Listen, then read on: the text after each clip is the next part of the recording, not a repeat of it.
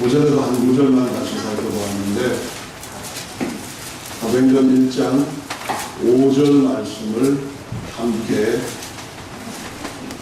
봉독하겠습니다. 시작. 요한은 물로 징계를 베풀었으나 너희는 만나는 육과 성령으로 징계를 받으라 하셨느니라. 아멘. 여기에서 요한은 누굽니까? 침례 요한 아니죠? 맞습니다. 침례 요한입니다. 요한복음의 기록자인 요한은 아니고 예수님께 침례를 베풀었던 침례 요한. 그 침례 요한은 물로 침례를 베풀었으나 너희는 몇 날이 못되어 성령으로 침례를 받으리라 하셨느니라 라고 말씀했습니다. 그러면 받으리라 하셨느니라 라고 기록된 말씀을 비춰볼 때 누가 말씀하셨다는 겁니까? 하셨느니라. 누가 하신 거예요? 하나님 아버지께서 친히 말씀을 하셨다. 그런 의미죠. 다시 말하자면은 요한이 물로 침례를 베풀었는데 하나님 아버지께서 말씀하시기를 너희는 몇 날이 못 되어서 물로 침례를 받을 것이 아니라 성령으로 침례를 받을 것이다 라고 아버지께서 말씀하시고 성령을 주시겠다고 아버지께서 약속하셨다는 것입니다. 아멘. 그러면은 아버지께서 언제 이 제자들과 또 다른 사람들한테 성령으로 침례를 주겠다, 성령으로 침례를 주겠다 라고 약속을 하셨는가요? 성경 말씀에 어디에 그런 말씀이 기록되어 있습니까? 한번 생각해 보세요. 어떤 성경에서 물론 신약 구약을 다 참고하시면 되겠습니다. 아버지께서 말씀하신 내용 중에 너희가 몇 날이 못 되어서 성령으로 침례를 받으리라 이렇게 말씀하신 그 말씀 기록이 어디에 있습니까? 어디요? 요엘서입니까? 요엘서. 하나님께서 말씀하신 것, 야훼께서 말씀하신 것 맞죠? 네, 그럼 일단은 구약 성경에서 그림자로 한 번, 예언으로 두 번 말씀하신 것을 참고로 살펴보겠습니다. 먼저 예언으로 약속하신 말씀은 이사야 28장에서 보실 수가 있습니다. 28장 말씀에서 보시면은 9절 말씀부터 13절 말씀까지 우리 같이 읽어보도록 하겠습니다. 시작.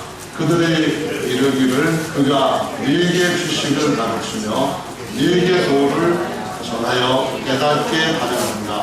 젖떨어져 꿈을 떠난 자들에게 하려는 하려는가. 애저 경계에 경계를 더하며 교훈에 경계를 더하며 교훈에 교훈을 더하며 교훈에 교훈을 더하되 여기서도 조금 저기서도 조금 하는도다.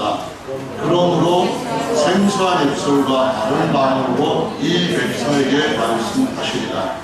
전에 그들에게 이르시기를 이것이 너희 안식이요 이것이 너희 상태함이니 너희는 문제한 자에게 안식을 주라 하셨으나 그들이 듣지 아니하였으므로 야훼께서 그들에게 말씀하시되 경계에 경계를 더하며 경계에 경계를 더하며 교훈에 교훈을 더하며 교훈에 교훈을 더하고 여기서도 조금 저기서도 조금 하사 그들로 가다가 뒤로 넘어져 부러지며 걸리며 잡히게 하시리라.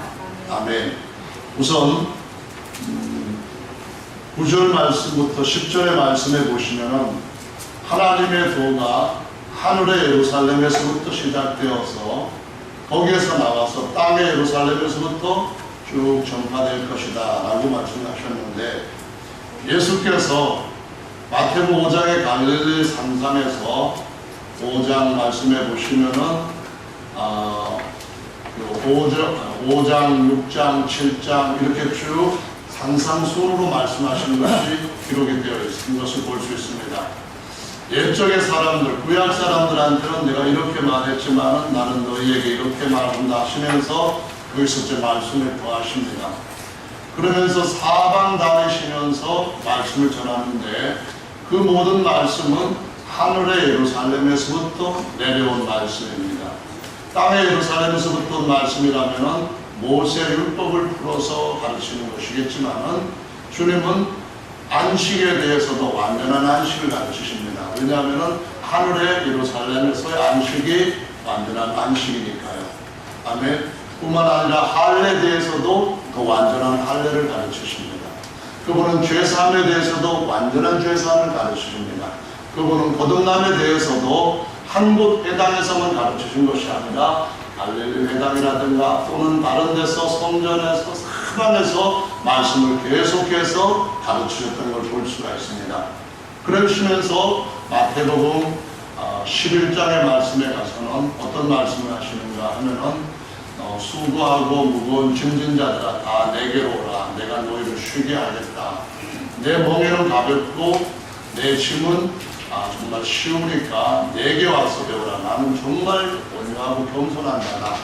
자기 예수의 멍에를 매라는 말씀하시면서 그 말씀 중에 마태복음 11장 그 말씀 중에 앞부분에 11장 11절에 가보시면은 예수님이 주신 말씀을 받을 때에 어떤 안식을 얻을 것인가 하는 것을 보여주는데요.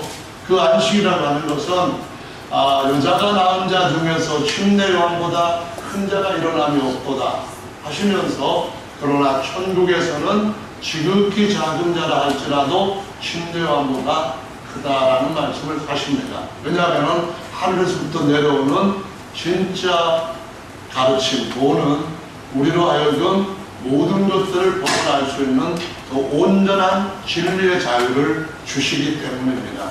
아멘. 그래서 구약의 제일 뛰어난 어떤 사람보다도 어떤 믿음의 영웅보다도 어떤 믿음의 용장보다도 신약에서 주님이 주신 말씀을 따라서 다시 나는 자는 더 완전한 안식을 얻을 수 있는 누릴 수 있는 본세를 가지고 태어나게 되는 줄로 믿으시기 바랍니다. 근데 그 말씀에서 11절 말씀에 보면은 그때 주께서 특별히 우리에게 안식을 주심으로 여자보다도 더 뛰어난 신분, 그러한 자격, 그런 권세를 얻게 하신 증거로서 어떤 증거를 주셨는가 봤더니 말씀하시기를 생소한 입술과 다른 방언으로 이 백성에게 말씀하시리라 이렇게 기록하고 있습니다. 이 말씀은 이 땅에 수많은 백성들이 살고 있습니다. 많은 족속, 많은 방언들이 살고 있는데 그 중에서 딱 한 민족만 하나님을 택하였기 때문에 하나님도 그들을 택하셔서 선택하신 백성이 되게 하셨습니다. 그래서 이 약속은 아버지께서 선민들에게 하신 약속이라는 말씀입니다. 그러니까 아버지의 약속이 어디 있었느냐 하면은 우리가 이사야를 통하여 하나님께서 그들에게 약속하셨습니다라고 대답할 수가 있어야 된다는 말입니다. 그런데 선민들한테 하나님께서 약속을 주시면서 선민들한테 이제 너는 내 아들이라 내가 너를 낳았다 이렇게 증거해 주시려고 하는데 대부분의 사람들, 선민들 중에 제일 뛰어난 사람들을 위시해서 똑똑하다고 하는 사람들, 자기의가 있다고 하는 사람들, 잘 믿고 있다고 하는 사람들은 전부 다 예수님의 말씀을 거절하고 떠나가게 됩니다. 어떻게 떠나가게 되는가 하면 주님께서 가르쳐준 그 말씀을 거절하고 오히려 거기다가 사람의 교훈을 더하게 됩니다. 입술은 하나님 앞에 가깝지만 마음은 하나님으로부터 멀기 때문에 너희가 사람의 교훈을 가지고 가르치니 헛되게 예배한다라는 말씀하신 것처럼 하나님 뿌리지 아니한 다른 씨들을 계속 뿌리면서 여기서도 조금 저기서도 조금 교훈을 다하고 경계를 다하다가 결국은 어떻게 되는가 하면 구덩이에 빠지게 되고 자빠지고 넘어지게 되었다라고 말씀을 하고 있습니다. 그래서 이스라엘 백성들은 주 70년 이후에는 예루살렘에 완전히 나가게 되고 로마가 그 땅의 사람들이 접근까지 하지 못하도록 막아버림으로 이후에 오늘날까지 하나님의 육체적인 선민들은 예수도와 복음을 받아들이지 않고 거절한 중에 있습니다. 어느 날 예수께서 다시 오셔서 엄청난 부활과 살아있는 거듭난 성도들, 알곡들이 하늘로 막 변화돼서 올라가는 모습을 보면은 통회하면서 죽기로 돌아오는 일이 있을 것이라고 말씀합니다. 각 지파별로 통곡하면서 우리가 2000년 동안 하나님 앞에 범죄를 더하고 범죄를 더했다. 우리 말에 거짓말도 하고 거짓말 더해서 거짓말 쫓아가다. 이제 완전히 하나님 앞에 버림받을 지혜까지 이르렀다 하면서 통회하게 될 때가 올 것이라고 말씀하고 있습니다. 그래서 이 약속은 누구에게 한 것이라고요? 선민들에게 아버지께서 하신 약속입니다. 아멘. 그럼 두 번째로 선민에게 약속하신 약속 말고 아버지께서 선민 외 사람들에게도 약속하신 말씀이 어디에 있습니까? 어디에 있죠? 요엘서에 있습니다. 요엘서의 말씀은 요엘서 2장에서 기록하기를 2장 27절 말씀부터가 아주 중요한 말씀이 됩니다. 27절을 찾으셨으면 함께 읽어보겠습니다. 시작. 그런즉 내가 이스라엘 가운데 있어 너희 하나님 야훼가 되고 다른 이가 없는 줄을 너희가 알 것이라. 내 백성이 영영히 수치를 당치 아니하리로다. 아멘. 이 말씀은 예레미야가 31장에서 31절 말씀부터 새로운 언약을 주실 때 애굽에서 나오는 것과 다르게 세상에서 나오게 하는 언약, 그 약속의 땅에 들어가는 것과는 다르게 모든 것 위에 하늘에 들어가는 이 언약을 주실 때에 그때에 큰 자로부터 어린 자에 이르기까지 주를 알라 하지 아니하리니 성령 받으면은 누구든지 예외 없이 예수께서 주와 그리스도 하나님 아버지와 아들과 성령이심을 알 것이라고 말씀을 하신 것과 통하는 말씀입니다. 같이 지금 동일한 주제를 설명하는 증거하는 말씀입니다. 뭐라고 했습니까? 내가 너희 하나님 야훼가 되고, 이 말은 신약의 헬라어로 기록된 신약식의 표현으로 말하자면은 내가 너희 하나님 주가 되고, 그런 말입니다. 그 주 하나님 예수님 외에 다른 이가 없는 줄을 너희가 알 것이다, 그런 말씀입니다. 성령 받고 난 뒤에 우리가 어찌할꼬 묻는 수천 명의 유대인들한테 그런즉 정령 알라, 바로 예수께서 주와 그리스도가 되셨다, 이렇게 2장 36절에 선포한 것과 같은 내용입니다. 그래서 28절, 이번에는 요엘서 2장 28절에 보면은 그 후에 내가 내 신을 만민에게 부어주리니 라고 말씀하십니다. 유대인들에게 예루살렘에서 온 유대로 전파되었던 복음이 어디까지 전파됩니까? 고넬료 가정까지도 전파됩니다. 그리고는 다시 또 안디옥교를 통하여서 이방인 땅에 널리 전하게 됩니다. 그때 뭐라고 하셨습니까? 내 신을 유대인들에게 부어주리니, 그렇게 말씀하신 것이 아닙니다. 뭐라고 했습니까? 만민에게 부어주리니 라고 말씀하셨는데, 이 말씀을 사도행전 2장에서 베드로와 다른 사도들이 인용을 해서 설교를 합니다. 요즘 말하자면은, 자, 우리 성경 말씀 펴봅시다, 요엘서가 본문입니다, 이렇게 한 것과 같습니다. 그때 당시에 성경 펴자 하면 그 사람들 신약 성경 찾는 사람 한 사람도 없었습니다. 왜냐하면 구약 성경만 있었기 때문입니다. 그래서 거기에 사도행전 2장에 보면은 만민에게 부어주신다, 이 말씀을 어떻게 번역을 해 놓았을까요? 여러분, 그 번역은 여러분이 주목하면은 의미가 있고 주목할 만한 번역이 됩니다. 사도행전 2장 말씀이 되겠는데요. 17절에 보시면은 일렀으되, 누가 일렀습니까? 하나님께서 선지자 요엘을 통해서 일렀습니다. 약속하신 겁니다. 아버지의 약속입니다. 이 아버지의 약속은 요엘서를 통해서는 유대인들, 선민들에게만 하신 것이 아니라 선민 더하기 이방인에게까지 하신 약속이라는 겁니다. 모든 육체, 그 말입니다. 모든 육체, 모든 열방에게 뭘 한다고요? 내가 내 영을 부어주겠다, 이렇게 말씀합니다. 오늘 찬송에 있는 것처럼 오늘 찬송 보면은 성령이여 우리에게 임하소서 그랬는데, 이 찬송할 때 우리가 좀 개념을 있는 찬송을 할 필요가 있습니다. 무슨 얘기냐 하면은 어떤 사람은 하나님께서 우리의 죄를 그 약속의 복음으로 깨끗게 해주셨는데 그러한 약속을 믿고 순종을 하고 난 뒤에도 죄인오라 하실 때에 날 부르소서 이런 찬송을 아주 매롭게 그냥 표정도 정말 사람들이 보면 감동받을 정도로 하는데 그건 감동이 아닙니다. 믿고 침례를 받는 사람은 구원을 얻을 것이요 너희가 이 패역한 세대에서 침례를 받고 죄상 얻으라 받았으면은 죄에서부터 구원받았다고 하는 믿음을 가지고 찬송을 해야 주님이 기뻐하십니다. 내가 너의 죄빚을 다 갚아줬는데 여전히 너 죄인이라고 한다면은 그게 지금 나한테 뭐 하는 얘기냐? 지금 나한테 데모하는 거냐? 아니면 나를 무시하는 거냐? 아니면 믿지 않고 계속해서 죄 짓고 있다는 거냐? 주님 생각이 참 복잡해지실 수가 있다는 겁니다. 그럼 어떻게 됩니까? 죄인 오라 부르실 때 날 부르셔서 그러지 말고 어떻게 하죠? 아직 구원받지 못한 내 친구 오라서서 그래야 그래도 이제 좀 개념을 갖고 하는 찬송입니다. 아멘. 근데 성령으로 침례를 받고 난 뒤에도 똑같습니다. 그가 주님께서 성령으로 우리 안에 오시고 난 뒤에는 세상 끝날 때까지 항상 아니면 우리의 일생을 마칠 때까지 항상 성령께서 우리 안에 계신다고 하는 약속을 지키십니다.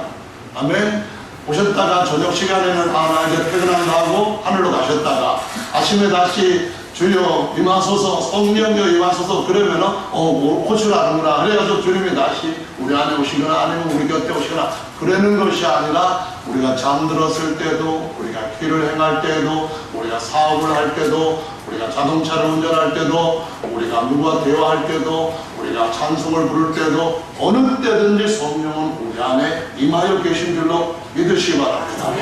곁에 임마를 하셔서 우리 죄를 해결해 주셨던 돕는 일, 육체적인 보혜사 그분께서 내가 너희 속에 오겠다라고 말씀하신 것처럼 우리가 너희 안에 와서 거처를 삼고 이제는 내 집으로 여기고 이 집을 여관으로 생각하지 않고 이 집을 그냥 잠깐 들렸다가 떠나가는 펜션으로 생각하지 않고 내 숙소로 내 거처로 정하겠다 하셨던 그분이 항상 이 안에 거하시는 줄로 믿으시기 바랍니다. 그래서 성령이여 임하소서 그럴 때 뭘 넣어야 됩니까? 거기다가 강력하게 넣어야 됩니다. 성령이여 더 강력하게 우리에게 임하시고 더 충만하게 임하소서 이렇게 뭔가를 더 넣어야만 되는 겁니다. 그렇지 않으면 주님이 우리 안에서 함께 하셨는데도 불구하고 또 다른 주님을 기다리는 것 같은 느낌 아니면은 그 주님이 계시는 걸 갖다가 느끼지 못하고 고통이 없어서 단절되어 있는 그런 소원해진 관계 그런 느낌을 줄 수도 있는 것이니까 어떻게 된다고요? 우리 안에 주님이 여전히 계시고 더 충만하게 그분의 임재를 나타내시는 그러한 양상으로 임하시기를 원하시는 줄로 믿으시기 바랍니다. 그분은 더 강하게 그분의 임재를 나타내시고 싶어 하십니다. 어디에나 다 계신 분이 영광을 팍 보여주신 것처럼 어디에나 다 계시는 분이 안 보이는 같은 그 자리에서 굉장한 기사와 이적을 나타내셨던 것처럼 우리 생활 가운데서 그렇게 우리가 모일 때에 임하시는 주님이 아니라 우리가 모여 구할 때에 일하시는 주님으로 자신을 나타내시고자 하시는 줄로 믿으시기 바랍니다. 그러므로 구약에 있는 성경 말씀을 가지고 찬송 가사로 우리가 찬양할 때에 어떤 것들은 말씀이 성취되고 이루어졌는데도 불구하고 그냥 성경의 걸 그대로 따와가지고 하는 것은 아직 무지하거나 아니면 지혜가 없다고 하는 걸 의미합니다. 성취되었으면 그것을 강조해야 되고 더 확실하게 믿어야 되고 더 간절하게 그것을 우리 삶 가운데 드러내는 쪽으로 힘을 써야만 된다는 말씀입니다. 할렐루야. 성령 받으시면 다 주님 앞에 정말 아버지의 두 번째 약속을 받으신 겁니다. 할렐루야. 구약에 이제 세 번째 약속이 또 그림자로 나온 경우가 있습니다. 그것이 뭐냐? 이것은 보통 사람은 알지 못합니다. 예수님께서 니고데모라고 하는 율법사 랍비의 방문을 받으셨습니다. 밤중의 일이었죠. 그 사람이 낮에는 바빠서 그렇게 받는 건 아니었는데 눈치 보다가 다른 랍비들, 다른 바리새인들, 제사장들 이런 애들은 전부 다 욕하고 비난하고 무시하고 자기들 가르친 대로 자꾸 엉터로 벗어나는데 니고데모만큼은 예수님한테 찾아와서 선생님이요, 하나님께서 당신과 함께 하시지 않는다면 결코 이런 기적들이 일어날 수 없습니다. 고로 당신은 하나님이 보내신 하나님의 사람인 줄 제가 확신합니다. 그러는데 주님이 대뜸 그에게 하신 말씀이 뭐였습니까? 사람이 위로부터 나지 아니하면 하나님 나라를 볼 수 없다, 이 말씀하십니다.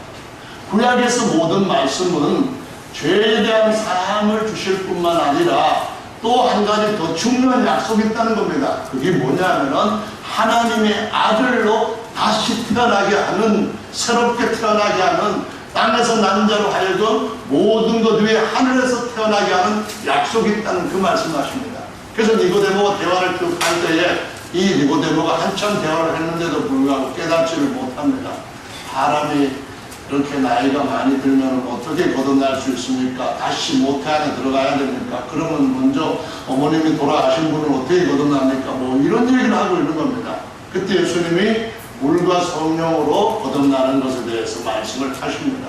그리고 니고데모에게 하시는 말씀에 너가 땅의 것에 대해서도 믿지 아니하는데 하늘의 것을 말하면 어찌 네가 알고 믿을 수 있겠느냐, 그 말씀하셨는데, 하나님 나라의 것은 눈도 있어야 되고 귀도 있어야만 되는 줄로 믿으시기 바랍니다. 정말 니고데모는 몰랐어요.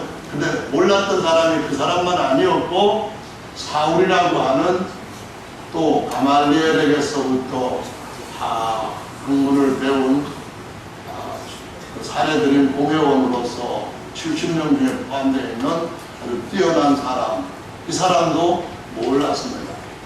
몰랐던 것뿐만 아니라 잘못됐다고 해가지고 넘어지고 자빠진 상태에서 계속 하나님의 진리, 예수님의 진리를 대적하는 자리에 있었습니다. 그러다가 하나님께서 그를 꺾어버리셨고 눈을 열어주셨을 때에 참된 것을 볼 수가 있게 되었죠. 그리고 난 뒤에 그가 갈라디아 교회에게 보낸 편지를 보면은 뭐라고 말했냐면은 성령으로 나는 자가 이런 자다 하면서 우리 조상 아브라함한테 두 아들이 있지 않았느냐, 두 여인이 있지 않았느냐, 그런 말씀을 하면서 하나는 육체를 따라 난 자이고 신부는 종이었다. 그런데 하나는 약속을 따라 난 자로서 아들이요 아버지의 모든 걸 물려받은 후사가 되었다. 그 말씀을 갈라디아서 4장 22절부터 36절에 말씀을 하고 있습니다. 거기에서 약속을 따라 난 자와 그리고 육체를 따라 난 자가 엄청 차이가 있다고 하는 것을 보여주고 있습니다. 그 약속이 뭡니까? 바로 아브라함으로부터 시작해서 계속해서 모든 자들에게 하나님이 약속하시기를 아기를 낳을 수 없는 사라가 이삭을 낳은 것이 기적이라면은 그 기적보다 더 놀라운 기적은 하늘의 예루살렘 진짜 어머니로부터 우리가 성령을 받을 것이라고 하는 약속, 성령 침례를 받을 때 거듭날 것이라고 하는 이 약속, 그렇게 되면 하나님 아버지의 모든 것을 물려받을 수 있는 보호사가 된다는 이 약속, 이 약속으로 난 자가 정말 하나님 앞에서 어떤 자냐, 무엇보다도 존귀한 자는 겁니다. 다윗보다도 솔로몬보다도 존귀한 자요, 구약에 있는 어떤 인물보다도 더 존귀한 자요, 신앙보다도 훨씬 더 존귀한 자다라고 말씀하시고 있는 겁니다. 이것이 바로 구약에서 말씀하신 아버지의 약속의 세 경우, 분명한 경우입니다. 물론 다른 것도 그림자들로 보여주신 것들이 있지만은 이것은 성경에서 누구나 쉽게 확인할 수 있는 아버지의 약속입니다. 그런데 사도행전 1장 말씀을 보시면 오늘 본문에 이렇게 되어 있습니다. 요한은 물로 침례를 베풀었으나 이 약속은 이전에 몇백 년 전에 말씀하셨던 요엘 때라든가 이사야 때라든가 아니면은 더 오래 전에 아브라함한테 약속했던 그 약속과는 다릅니다. 왜 그러냐면은 침례 요한하고 결부시켜가지고 말씀하신 때를 이야기하시는 겁니다. 무슨 말인지 이해하시겠습니까? 아버지의 약속하신 것이 오래 전에 했던 것이 아니라 예수님의 공생애 때쯤 그 시작할 때쯤 돼가지고 침례를 줄 때 그 시점에서 말씀하신 것을 다루고 있다는 것입니다. 그래서 뭐라고 하냐면은 몇 날이 못 되어 그 말씀을 합니다. 너희는 몇 날이 못 되어 아버지께서 하신 약속을 그대로 받을 것이었는데 그 약속이 뭐냐면은 바로 성령으로 침례를 받는 것이다 라는 말씀을 하고 있는 거예요. 할렐루야. 그러면 이때 언젠가 그럼 무조건 그때가 언제인지 찾는 것은 이것은 거의 한쪽 눈만 뜨고도 찾을 수 있는 쉬운 겁니다. 그쪽 눈 놔둬도 뭐 잘 모르겠지만 한쪽 눈만 떠도 볼 수 있는 건데 우선 예수님이 공생에 대해서 요한에게 기록하게 하신 말씀은 요한복음 1장에 기록되어 있는 것에 나타납니다. 요한복음 1장에 보시면은 1장에 29절 말씀부터 한번 보시겠습니다. 29절 찾으셨으면 같이 읽겠습니다. 시작.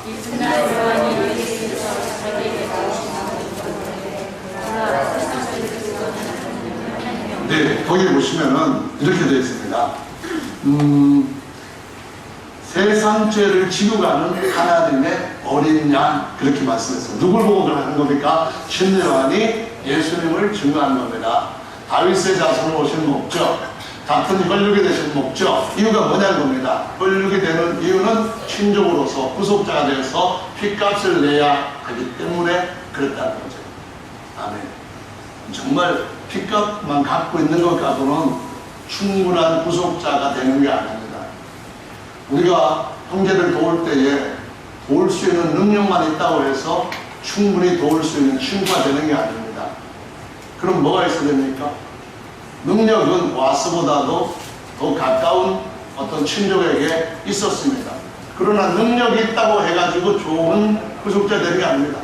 구약에서 하나님이 전능하신 분이었습니다. 능력이 더 이상 필요 없는 전능하신 분입니다. 그러나 전능하신 분이라 할지라도 우리 구속자가 되실 수 없습니다. 합법적으로. 왜요? 피를 가지셔야 되는 거죠. 무엇입니까? 피를 가지셨다고 해서 핏값이 있다고 해서 나 그만한 가치 갖고 있다 그렇게 한다고 해서 충분한 게 아닙니다. 뭐가 있어야 되죠? 뭐가 더 필요하죠? 사랑입니다.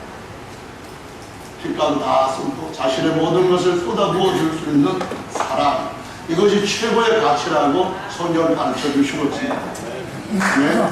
저와 여러분들은 어떤 하나님으로부터 능력 받은 것, 이런저런 은혜 받은 것 많이 있습니다. 그런데 받은 것 중에서 최고 것이 뭐냐 물어볼 때에 지혜롭게 제대로 대답하는 대답자, 대답이 뭘까요? 나 주님 앞에 사랑받았습니다. 주님은 우리로 하여금 그분이 얼마나 우리를 사랑하는지를 끝까지 이해하고 알고 믿기를 원하십니다. 부모가 자식한테 내가 사랑한다 할 때 자식들 잘 이해 못합니다. 뭘 주면 좋아합니다. 그러나 그렇다고 해가지고 아버지의 사랑이 뭔지 이해하지 못한 사람도 있습니다. 가장 온전한 성숙은 하나님을 사랑하는 것입니다. 하나님을 사랑한다는 것은 그분의 지체된 형제들을 사랑하는 것입니다. 사랑이라고 하는 것은 내가 얼마만큼 돌아오는 그 뿔을 바라고 내가 돌아오는 그것 때문에 내가 뿌듯하다, 보람있다 그런 것이 아니라 그냥 하나님이 사랑이시고 그분이 사랑으로서 원하는 것이 그것이기 때문에 그렇게 하는 것, 이것이 바로 하나님 앞에서 우리가 가질 수 있는 최고의 성장이요 그리스도와 닮은 모습인 줄로 믿습니다. 할렐루야. 어쨌든 간에 그래서 몇 날이 못 되어서 아버지 약속한 것을 기다리라 받을 것이다. 이 말씀은 사도행전이 아니라 요한복음 1장에서 이렇게 말씀한 겁니다. 1장 이번에는 32절 말씀부터 보시겠습니다. 1장 32절부터 33절입니다. 시작. 요한이 또 증거하여 가는데 내가 몸에 성령의 기둥이 같이 하늘로서 내려와서 그 위에 올라가다 나도 그를 알지 못하였으나 나를 보며 물로 지체를 하신 그가 나에게 말씀하시되 성령이 내려서 누구 위에든지 얻는 것을 보거든 그가 곧 성령으로 침례를 주는 이유를 알라 하셨기에 내가 보고 그가 하나님의 아들이심을 증거하였구나. 자, 침례관한테 너 가서 내 아들에게 물침례를 줘라. 너 가서 내 백성에게 물침례를 줘라. 그렇게 말씀하신 분이 누굽니까? 하나님의 아들 예수 그리스도? 아닙니다. 하나님입니다. 다른 말로 말하자면 모든 만물을 지으신 아버지십니다. 아버지의 약속이 여기 있는 겁니다. 아버지의 약속이 어떻게 나타납니까? 아버지께서 아들로 이 땅에 오셔서 그 아들의 영, 아버지의 영을 우리 가운데 아주 푹 들어가게 부어주시겠다는 겁니다. 우리 속에 꽉 차서 넘치게 부어주시겠다는 겁니다. 물 침례를 받을 때 요한은 어떻게 해줬습니까? 물 없는데 이 안에만 집어넣었습니까? 이 벌리세요. 지금부터 침례를 받아서 그 예수님 입에다가 또는 돌아온 그 유대 사람들 입에다가 막 채워넣어가지고 여기도 펄펄펄 나올 때까지 부어넣었습니까? 아닙니다. 물 침례는 겉을 물 속에 집어넣는 겁니다. 성령 침례는 우리 속과 우리 겉이 하나님의 영에 푹 잠기게 하는 겁니다. 왜냐하면 주님이 우리의 안까지 임재하시는 그 역사를 성령 침례로 내가 너희 안에, 내가 너희 안에, 너희가 내 안에 있게 될 것이다. 이 약속을 하셨기 때문입니다. 그래서 요 33절 약속이 요한복음 1장 12절 13절 같은 장 앞절에서 나와 있는 약속입니다. 1장 12절 13절에 뭐라 했습니까? 한번 읽어보실까요? 거기 보시면은 자기 땅 자기 백성에게 와 오셨지만은 영접하지 아니했으나, 이것이 이사야 28장에 유대인들이 했던 모습입니다. 그런데 영접하는 자 누굽니까? 그 중에서도 영접한 자들이 있었습니다. 예수님의 가까이서 110명이라든가 아니면은 또 고넬료 가정이라든가 안디옥교회를 통하여서 많은 사람들이 영접을 했습니다. 영접하는 자는 어떻게 해서 영접합니까? 육체로 오셨을 때는 그냥 곁에서 대신 물침례 받고 우리가 그 어린 양 대신에 연합되는 그러한 옆에의 관계입니다. 그런데 성령 침례를 받는 것은 영으로서 그분이 우리 안에 들어오게 하시는 것으로서 이것이 바로 1장 33절에 성령 침례요, 3장 3절과 3장 3절 5절에서 무슨 침례, 무슨 뭡니까? 거듭남이라고 하는 것입니다. 아멘. 성령 침례 약속은 거듭남입니다. 성령으로 거듭남입니다. 거듭날 때 어떻게 알 수 있다 그랬지요? 이것은 이스라엘 백성들한테 하신 아버지의 약속에서는 생수한 입술과 다른 방언으로 말씀하신다고 하는 그것입니다. 아멘. 그것이 요한을 통하여서 모든 육체에 출발했을 때는 악령의 사도행전 2장에서 나타나신 그걸 이 예수님의 12제자가 다 설명을 해버렸습니다. 그 설명은 어디에 근거를 했는가 하면은 요한복음 3장에서 니고데모에게 주님 말씀하실 때, 아니 성령으로 나는 사람이 어떻게 나는 걸 알 수 있습니까? 어떻게 나는 겁니까? 물었을 때에 헬라어로 영이라고 우리말로 번역된 단어가 퓨뉴마입니다. 퓨뉴마라고 하는 단어를 사도행전에서나 아니면 히브리서나 아니면 똑같은 요한복음 3장에서 영으로도 번역하고 바람으로도 번역했습니다. 성령으로 나는 자는 이 말은 퓨뉴마로 나는 자는입니다. 바람이 부는 것을 우리가 보면은 알 수 있다는 것처럼 영이 부는 것을, 퓨뉴마가 부는 것을 보면은 알 수 있다고 그렇게 말씀한 겁니다. 그래서 요엘 선지자의 예언을 가지고 아버지 약속을 중요하면서 모든 육체에게 마지막 때까지 모든 육체에게 끝날 때까지 하나님이 얼마든지 부르시는 모든 자들에게 아버지께서는 약속을 받아라. 거듭남의 약속이다. 그래서 성령으로 침례를 받을 때 이루어지는 것이다. 그것은 바로 예수님을 진짜 자기 안에 영원히 영접하는 것이다. 이 말씀을 하면서 뭐랍니까? 성령 침례를 받고 난 뒤에 제자들이 이상한 체험을 하게 됩니다. 구약에서는 예언만 한 번 있었지 한 사람도 경험하지 못한 엄청난 기적입니다. 정말 성령 침례는 사라가 이삭을 낳은 것보다도 한 사람이 성령을 거듭날 때에 그 기적보다 비교할 수 없을 정도로 큰 기적인 줄로 믿으시기 바랍니다. 정말입니다. 주일학교 선생님들이 어린아이들 때에 성령을 받게 하는 것은 이거는 생애에서 결코 잊을 수 없는 최고의 기적을 목도한 겁니다. 기적을 이끌도록 간호사 아니면 보조자로서 주님 앞에 큰 헌신을 한 겁니다. 정말 그렇습니다.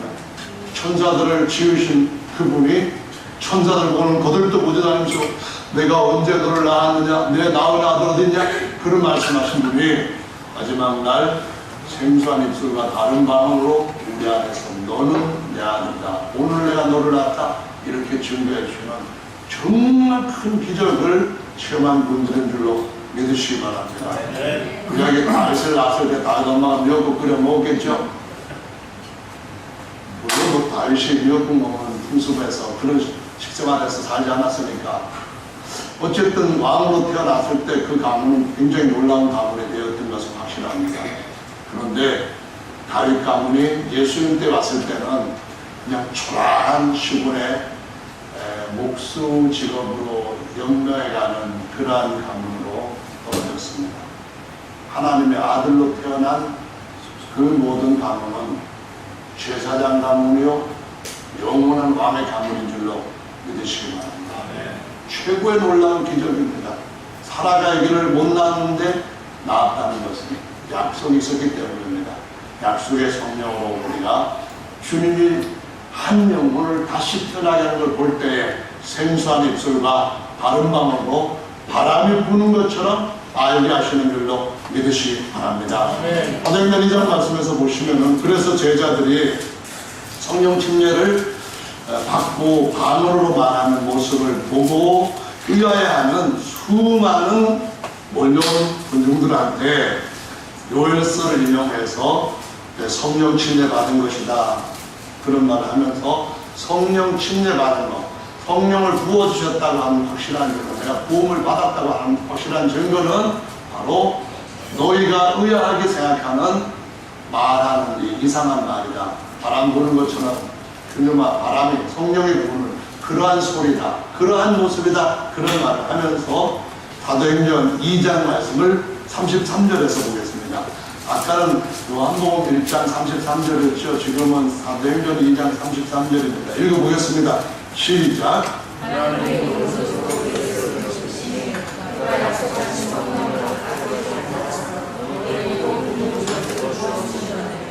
네, 보고 듣는 이것을 부어주셨느니라. 이게 요한의 모든 육체에게 부어주겠다는 성령입니다. 그런데 정말 부어주셨는지 아직 안 부어주셨는지 어떻게 알 수 있습니까? 그럼 보고 듣는 것이 있다는 겁니다. 본 것은 뭔가요? 본 것은 이 사람들의 성령 충만함을 받았을 때 그들의 모습에 분명히 알 수 있는 변화의 증거가 보였다는 겁니다. 어제도 그저께도 이렇게 기도하게 어린애들한테 했는데 수연이랑 민혁이 정말로 어떨 때는 너무 까불어요. 엄마를 닮았을까 아빠를 닮았을까 자꾸 그렇게 생각하면 좀 까불어요. 예배 시간에도 막 같이 찬양을 하고 율동을 하면서도 옆에 있는 의찬한테 발로 이렇게 막 까불어갖고 주의를 줬죠. 예배 시간에 하면 그렇게 하면 정말 하나님이 싫어하시는구나 했는데 기도할 때 그런 것도 해야 된다, 그런 말을 듣고서는 막 콧물을 막 흘리면서 휴지뚜드로 자기 갔다 와서 또 막 그런 기도하고 또 막 그래요. 정말 수연에도 어제도 열심히 기도해요. 그런 거 보면은 야, 저렇게 애들 마음이 순수한데 어른들이 배울 것이 어른들이 애들한테 배울 것이 더 많다, 그런 생각입니다. 이제 아까 임마누엘 그 집사님들한테 어린애들 같이 찬양을 하는 모습, 그 몸으로는 잘 안 될 것 같아요. 근데 마음만큼은 돌이켜 어린아이가 같지 않으면 하나님 나라에 들어갈 수 없는 줄로 믿습니다. 기도하십시오. 앞으로 다음 주에 김영건 집사님도 막 율동을 잘 이렇게 하시는 모습은 우리 모두에게 은혜를 줄 줄로 믿습니다. 할렐루야. 서 집사님도 잘하실 것 같아요. 할렐루야. 어쨌든 보고 듣는 이 약속에서 보는 것은 성령의 충만하면 보는 사람들이 알 수 있고 함께 성령을 느끼게 됩니다. 아멘. 그래서 보고 듣는 게 뭡니까? 바람이 부를 때의 소리 나는 것처럼 처음에는 살랑살랑 이렇게 움직이잖아요. 그러다가 세게 불면은 엄청난 소리가 나옵니다. 성령 침례는 세게 부는 균음합니다. 정말 우리 인생을 확 바꿔가지고 하나님께로 들어올리는 어마어마한 파워입니다. 보십니까? 네, 그런 걸 할 때 안다는 겁니다. 그런데 이 약속을 38절 39절에 보면은 이렇게 증언하고 있습니다. 다 같이 사도행전 2장 38절 39절 읽어보겠습니다. 시작.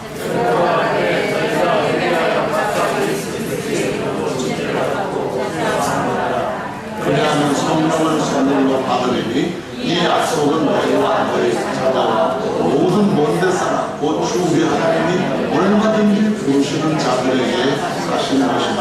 할렐루야. 성령 침례 어떤 겁니까? 보고 듣는 그거. 하나님이 얼마든지 부르시는 자들에게 택하실 때에 도장 찍어주시고 기뻐하실 때에 넘치도록 부어주시는 그 약속입니다. 하나님의 아들로 다시 태어났다고 하나님이 친히 증언해 주셔야지, 사람이 자기 스스로 나 하나님 아들이다 자기가 순종한다고 해가지고 하나님도 인정해야 됩니까? 그런 법은 없죠. 제가 만약에 이건희 회장 돌아가시기 전에 자 이건희 씨가 아들입니다 와서 증명 그래 큰 소리 친다고 해가지고 통하겠습니까? 네, 그분이 내가 이 사람 나왔다 그러면 통할 수도 있겠죠. 어쨌든 하나님은 자기 자녀를 친히 증거해 주시고, 우리가 하나님의 자녀이면 그리스도와 함께 하나님을 구사라는 말씀을 놓아서 8장 16절 17절에서는 우리가 그와 함께 영광을 누리기 위하여 고난과 함께 받아야 될 것이나 이 말씀도 하고 있습니다. 이사야 28장 이후 29절에 가보면은 여기서도 조금 저기서 좀 사람의 말을 더한 사람들이 결국에 가서는 소경이 돼가지고 넘어지고 자빠지고 그렇게 된다고 말씀합니다.